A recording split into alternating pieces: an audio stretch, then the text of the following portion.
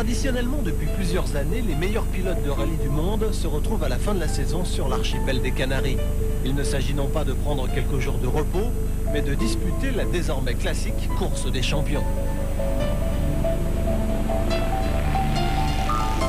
Et si une nouvelle fois l'élite mondiale a répondu à l'appel, c'est parce que la formule séduit.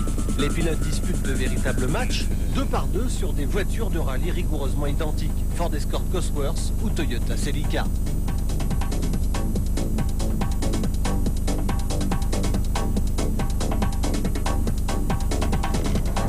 Sur un circuit mi-asphalte, les courses se font en parallèle sur 2 tours. À la fin de la première boucle, les voitures changent de tracé, si bien qu'elles parcourent exactement la même distance. Des conditions qui font que seul le pilotage fait la différence. C'est tout pour le pilotage et tout pour le plaisir de voir ce que c'est que le rallye, parce qu'évidemment j'ai vécu 15 ans dans ce milieu-là et je trouvais qu'on n'en voyait pas assez en télévision. Et c'est vrai que dans cette vallée où le public est sur les 2 côtés de la montagne, c'est assez fantastique comme même pour vous, pour les images. Et le public est là, voit tout et l'ambiance est fantastique et c'est très agréable. Sur ces terres, l'Espagnol Sainz se faisait cette année figure de favori, tout comme le Finlandais Kankkunen ou bien encore l'Allemand Schwartz ici à gauche ou les Suédois Blomqvist et Vatanen.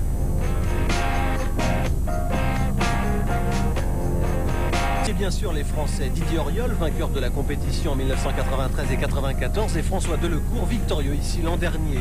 Un plateau de premier ordre pour un spectacle exceptionnel.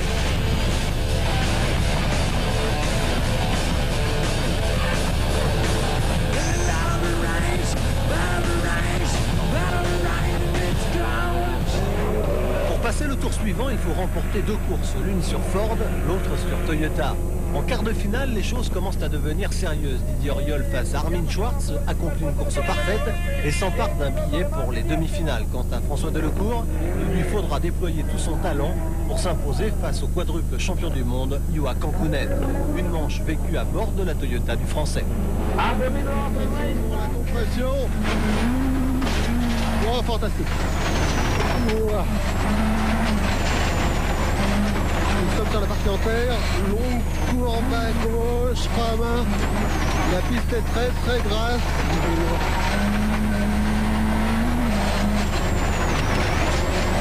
Nous allons changer de piste intérieure maintenant. C'est la règle du jeu ici.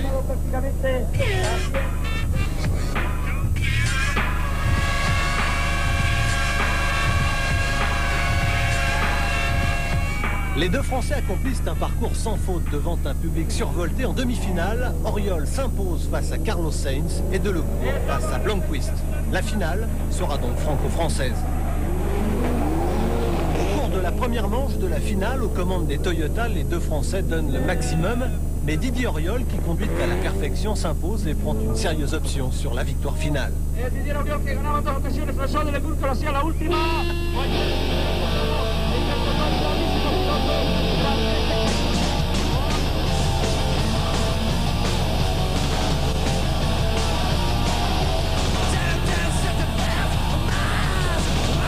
Dès le départ de la seconde manche, au volant des Ford Escort, les 2 pilotes sont une nouvelle fois au coude à coude. À quelques centaines de mètres de l'arrivée, impression à bord de la voiture de Didier Auriol. Dans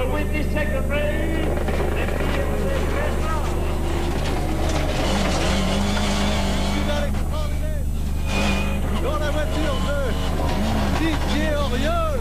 Attention, c'est gagné pour Didier. Didier Auriol remporte cette course des champions, c'est super. C'est une bonne chose qu'on se retrouve 2 Français en finale, comme ça, 2 Français qui ont été un petit peu évincés du championnat du monde. Donc ça remet un petit peu les pendules à l'heure.